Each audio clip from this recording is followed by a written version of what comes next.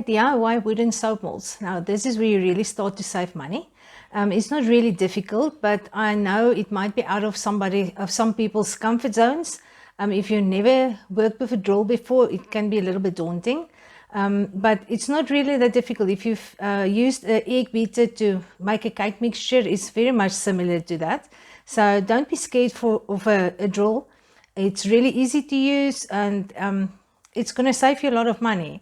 Where I live in South Africa, I just did a quick search. A drill is between 380 Rand and 400 Rand. If I have to go and buy a wooden mold in South Africa, it's going to cost me even more than that. And that's for one mold. So when you've got a drill and a few basic drill bits, you will be able to make as many molds as you like. You can adapt them, change the sizes up and down. I'm still going to show you how to make a lock splitter and how to make a soap cutter. So you can use a drill for that as well.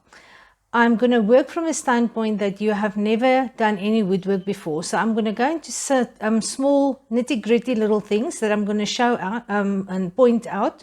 So just bear with me. You can speed up the video if it's going too slow for you. But I really want to cover everything and make this doable for a newcomer or somebody that never done this before. Okay, let's just quickly run through all the items that you will need to be able to make this mold. You are going to use pieces of wood that's either melamine or plywood or superwood. All of them will work. Just go for a 16mm thickness. So you are going to cut 3 pieces of 10 cm by 15 cm, and you're going to need 2 pieces cut at 10 cm by 13.2 centimeters. So I'm giving the dimensions in centimeters because I know most women who are sewing and so on work in centimeters. You can work in millimeters as well, because that's going to be 100 millimeters by 150, and this one is going to be 100 by 132 millimeters. So these two are going to be the front and the back ends, and the other 3 is going to be the bottom and the left and the right side of your other stuff that you will need a drill to be able to drill the little holes in here.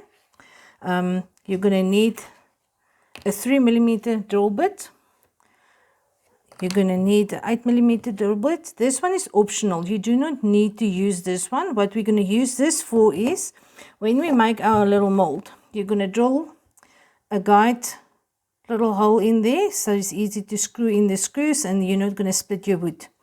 And then afterwards, you can drill a small little hole there, the size of the screw's head, so that if you are screwing in the screw, then you can make it flush with your wood. So that's what this one is for. So you don't really need it. It's not, but it's optional. I like to make everything flush there. Then you are going to need a Phillips screwdriver.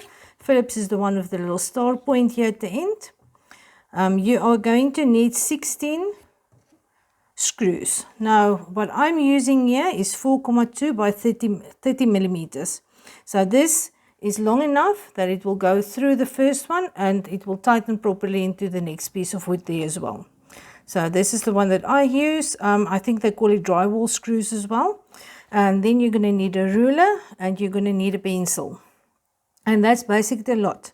So I'm just going to change my setup here so I can be able to show you how to put everything together here. Okay, we've got all our pieces of wood now ready. The middle 3 pieces is going to be the same size. It's the 10 cm by 15 cm ones.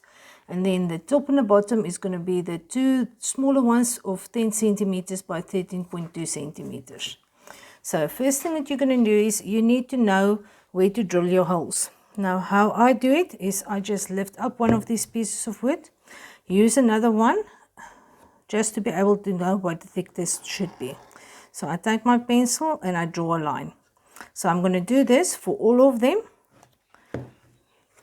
Same thing this side. Let me just lift it this way around that you can see it. I'm going to draw a line there. So for the bottom one, I know this is the thickness that it's going to need to be. Then I'm going to use this piece and I'm going to do the same for this here. So I'm just going to lift it up. draw my line, and the same on the other side.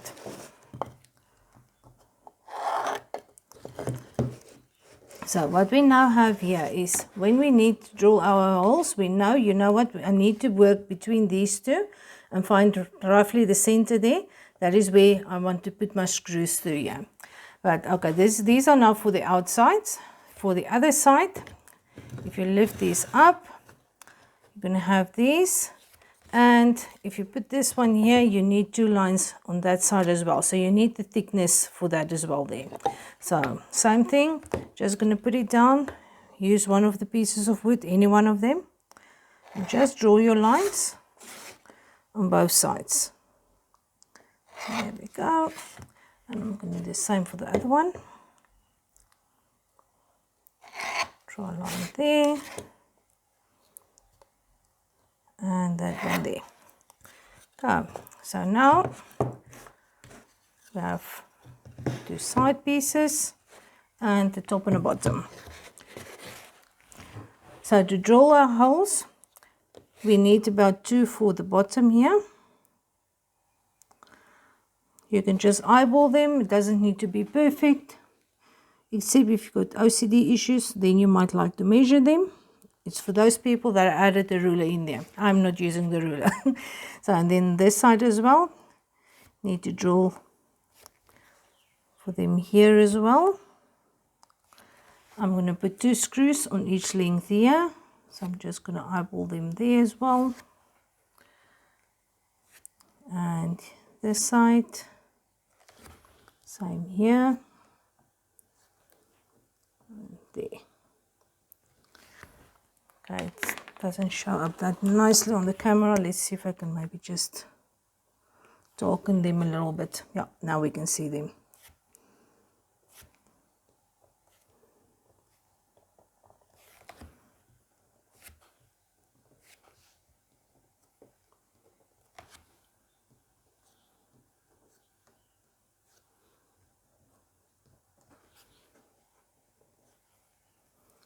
That's a little bit better.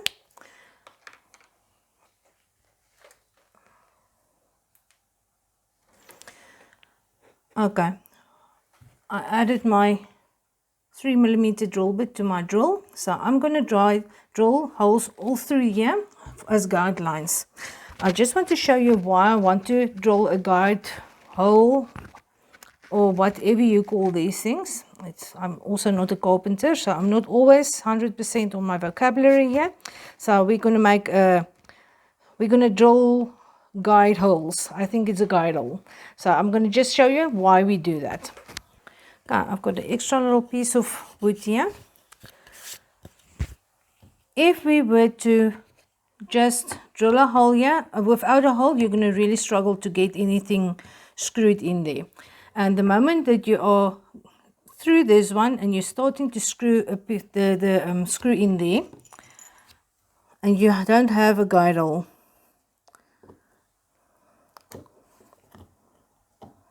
let's just put it closer to the end.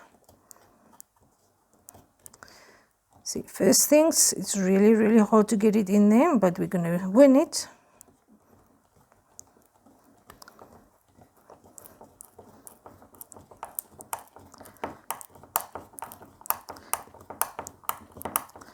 Now this is exactly what happens. Your wood starts to crack open there. So you need to drill a little tiny hole there just so that the screw can go in easily and that your wood will not split there. So I'm not sure if it shows very nicely on the camera. Yeah, there we can see it. So it's split open there, and yeah, that's why you're going to do the little guide. Okay, so what we're going to do here is we're going to drill a hole in each one of these, and then I will show you what to do next. I'm using this one, it's an extra little piece of wood just to protect the surface of my table.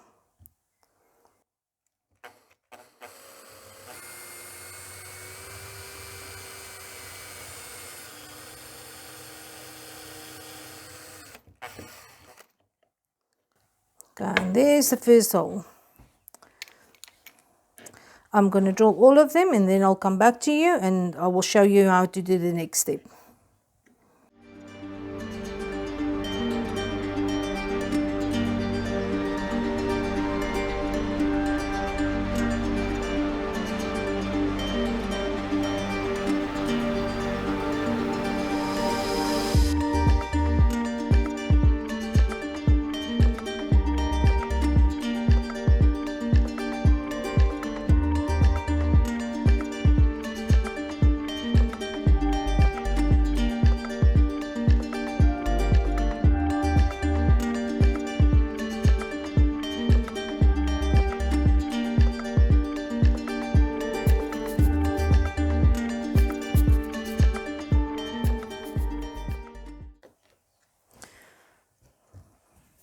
Okay, with all our little guide holes drilled now, if you want to do the next step, this is where you are going to sink the little hole a little bit, just so that the head of the screw can tighten flush with your wood.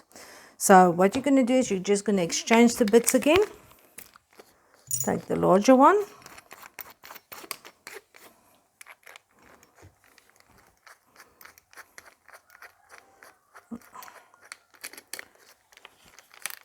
And tighten it. So here you're going to start. You're not going to drill very deep into it. You're just going to drill the size of the head of the screw. So that's only a few millimeters into the wood. So there we go. I'm going to finish all of them again quickly and then I'll show you the next step.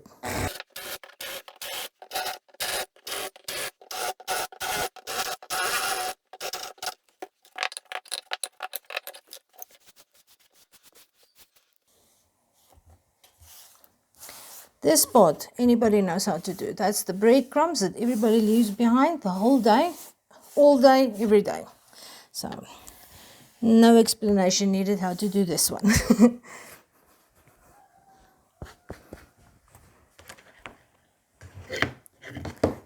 Okay, top and bottom one, two sides, and the middle one.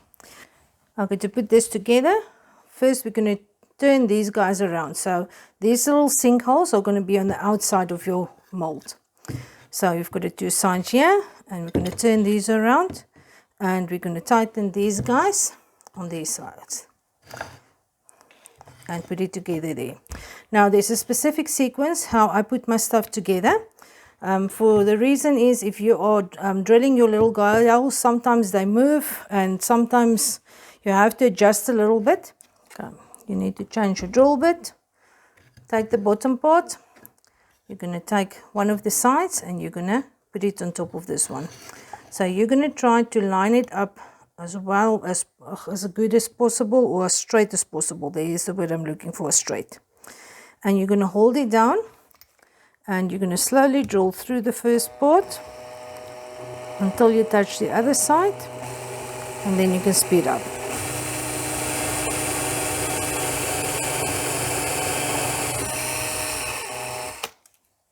So now your guide hole is through both of the pieces of wood. You're going to take your first screw and you're going to tighten this one.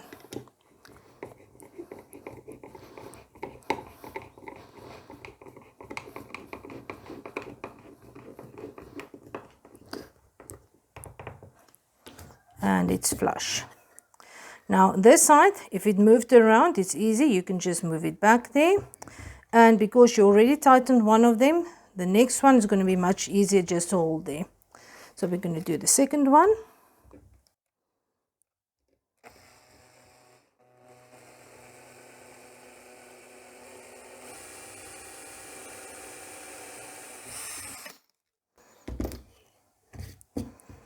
And we're going to tighten this one as well.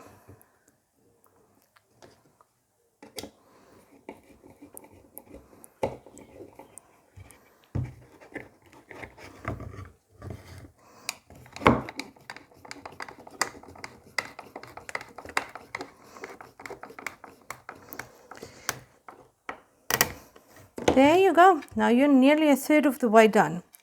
Okay, and now as you can see, this one moved when I drilled the hole. So this might throw off my whole thing here a little bit. So let's see. I'm going to do the next one. No, it's still going to work very nicely. So don't be too worried if it's off a little bit. We're going to fix it later on. So now what I'm going to do is I'm going to do the second side. I'm not going to tighten this one yet. So I'm going to do this side the same way. I'm going to first drill one hole, tighten it, and then I'm going to drill the next hole.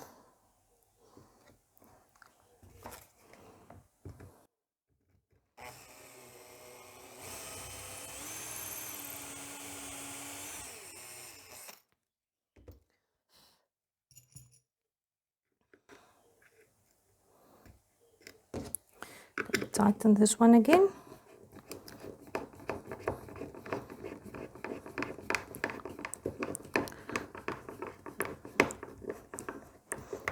So nice and flush. This one tightened very nice and neat, no problems there. This side, you can move it back to where you need it to be. And we're going to drill the guide hole there as well and just tighten it.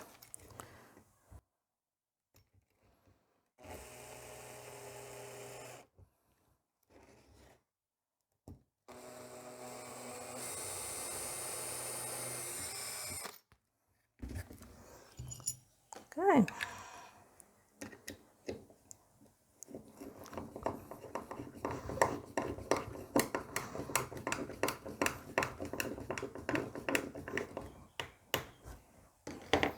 Okay, so now the two sides are tightened here. So we're going to need to put the front and the back end still onto it. Now what I'm doing here is usually when we cut the wood, all of the sides are 10 centimeters done 10, 10, 10. So I've got a 10 centimeter little bit of offcut here. What I like to do is I like to just use it as a little spacer here. So I'm going to move it here, and what I want to do is I twist it a little bit. This gives me 1/2 millimeter both sides here when I'm going to tighten this one on here. The reason why I do that is I try to move the walls a tiny bit outwards, because if these sides are not 100% perpendicular to one another and your sides are even the slightest little bit to the inside, your soap is going to get stuck in this mold and you have to unscrew the whole thing to get your soap out, or you're going to have to cure it basically in the mold and wait for a week before it's going to be loose enough to get out. So I always try to move it, man, it's like 1 millimeter in total to the sides. So if I take this little extra piece, as you can see, it's going in there tightly.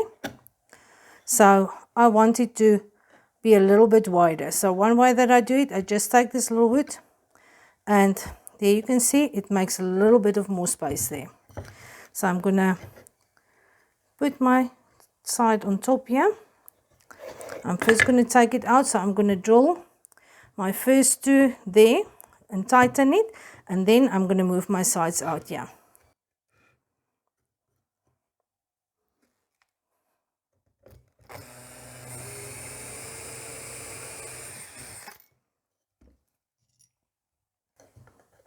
Now that is now this little nitty-gritty little things that I'm telling you or told you in the beginning is to just make sure that your soap is not going to get stuck. It's sort of like, you know, that thing of ask a friend, I'm asking for a friend. I'm telling you, I know people that made this mistake. Don't ask me how I know it, but I do know people, or I know a person very, very close to me. This one.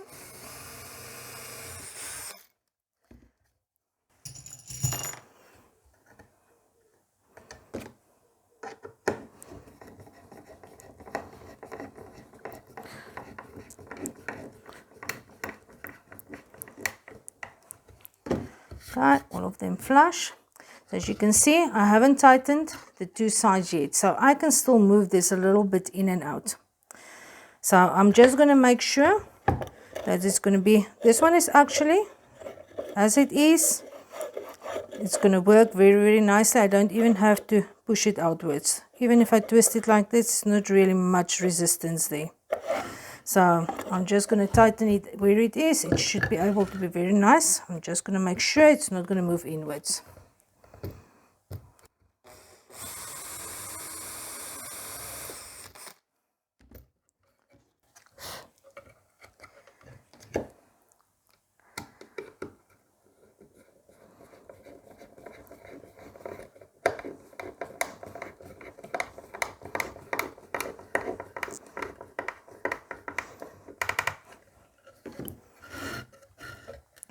Okay, I'm going to do this side as well, and then I'm going to turn it around, do the other side exactly the same thing. I'm just going to speed it up a little bit just to shorten the video for you. So I'm going to first roll this one, do the other side, I'm going to tighten all of them.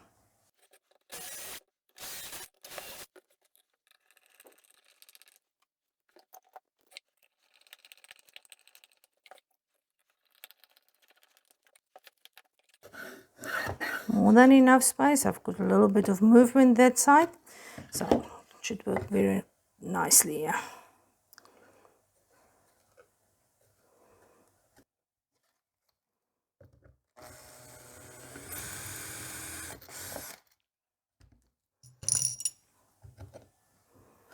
Always drill one hole first, tighten it, and then you can drill the others.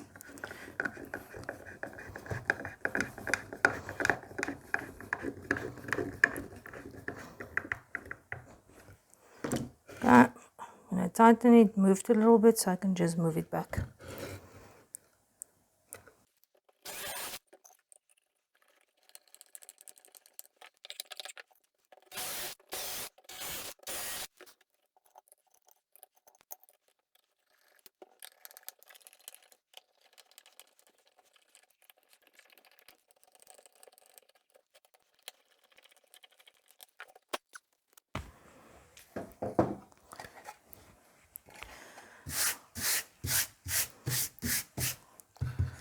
And there we go. We've got a soap mold. Easy peasy, lemon squeezy, and it is cheap and doesn't really take that much time. I'm first going to show, before we're going to go, I'm going to show you how to line the mold, because if you're going to pour your soap directly into this, you're going to struggle to get it out. So lining is also, it's not a big issue. Let me just go fetch some stuff, and then I'm going to show you how to line it here. Okay, the easiest way to line your mold is going to be to have a sheet of baking paper or greaseproof paper.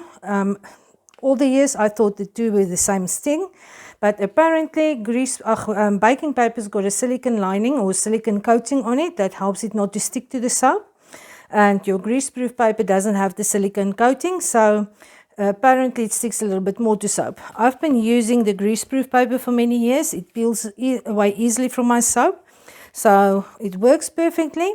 If you want to try baking paper instead, you're welcome to do so. So I'm going to show you what I usually do to make lining easier for me. Is I take a little piece of scrap cardboard. This one was part of the mold box, and I cut the same size as the bottom of my mold there. So we know this one is 10 centimeter by 15 centimeters, so I'm just going to mark it down here. I've got a 10 here. Make a little mark. Outside. Draw a line. Now this is as well, it's optional, but it does make life easier. So the other side were 15 centimeters. I'll check, yep. 15. And 15 on this side.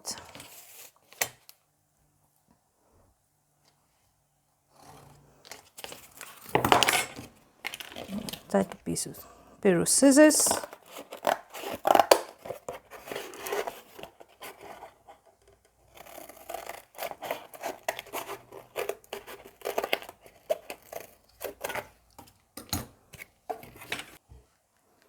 Okay, then you can see if it's going to fit in there. Okay, it goes in easily. And then you get your piece of paper. I just put it down in the middle.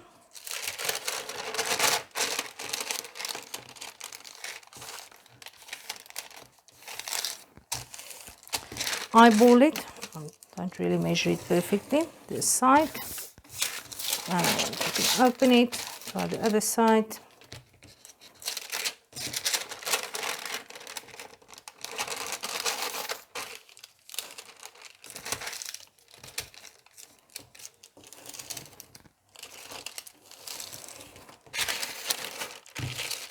Guys, so you can see that one side is a little bit larger, but it will fit in nicely there at the bottom. So then we're going to find the other two sides. Also just plus minus.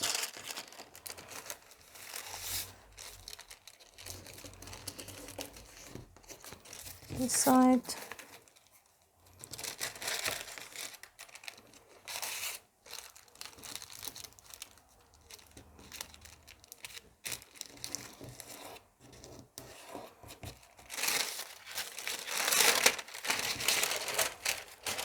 So now you've got all four sides. Now here on the corners, you're going to fold it in and straighten it there.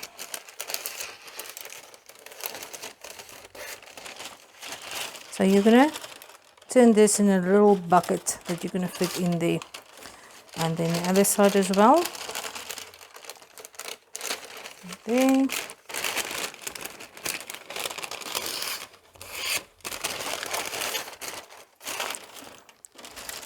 So I've got those two corners, and then I'm going to do the same thing here.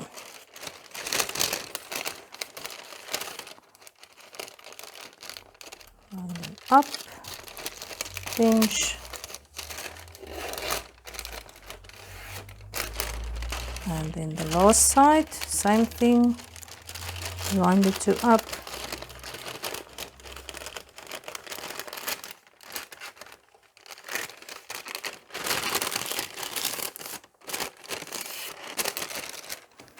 Okay, so now from there, you have your little bucket there.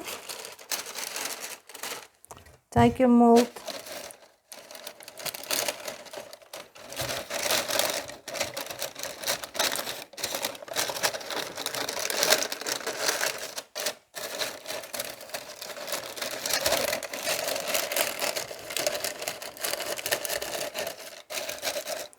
and slip it in there. So now you can cut the sides here.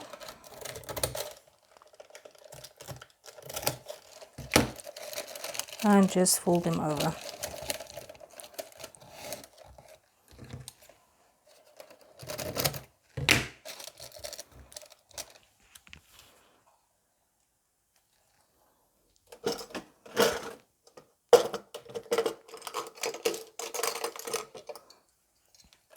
I usually just use the bulldog clips to keep them in place.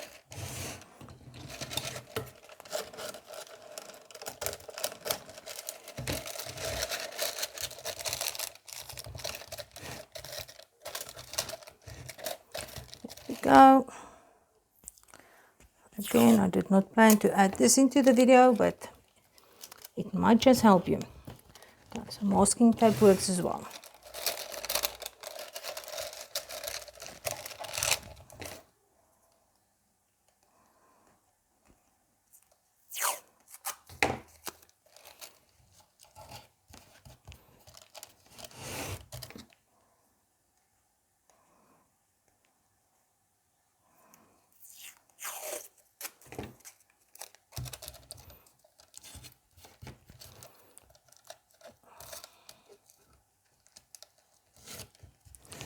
Okay, there you go. So now the mold is lined as well. If this is way too difficult for you, or it looks a little bit too complicated, there's another way to do this. Just going to quickly grab this one. You're going to cut a strip the width of the inside of your mold.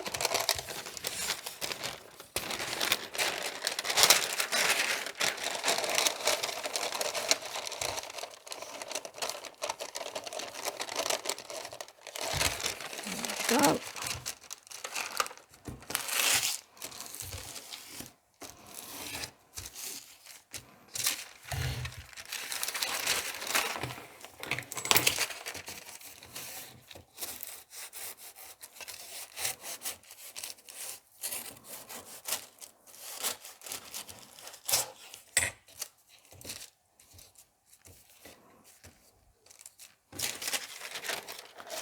Add it to your mold here.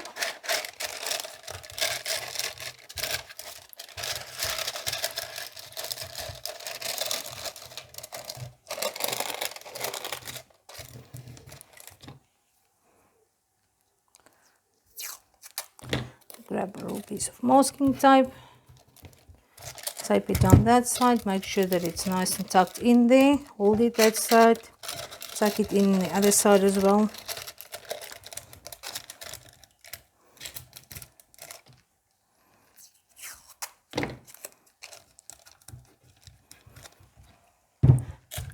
And then you're going to cut one for the other direction as well. Now many times people are worried that soap is going to seep in behind the paper. If you are working with a medium trace, thin trace might leak a little bit, but medium trace, most of the time, I think most of us end up with a medium trace before we pour it. They might seep a little bit of butter behind the paper, but this is usually the method that I use to line my molds. I just cut strips and I just line the molds with my strips. So this is my method that I use, and I've never had trouble before. If it's a really runny thin batter, yes, it might go in behind the paper, but I actually doubt it. The reason for that is the moment when you add your soap butter to it, it's going to push the paper to the sides, and then the butter can't really move in behind it. That's this side.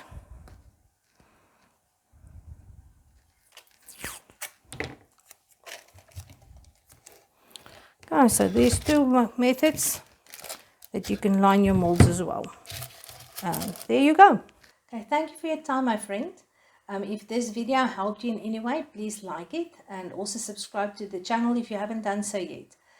We've got lots of ideas for this year, tips and tricks to save you money and time in soap making, and maybe just new ideas. And then also have a look in our description. In the description there are links to Udemy courses that I do offer. These courses are aimed at the beginner that never made any soap before, as well as the intermediate soap maker that have done quite a few batches but doesn't really know how to formulate the proper recipe. So everything about formulation and everything else is in there as well. Just click on the link. It will take you to the course. There are some of the units that are open that you can view just to see if this course might be a fit for you or not. So I just want to invite you to go have a look at it. And then you must have a lovely day. Be blessed. Until next time.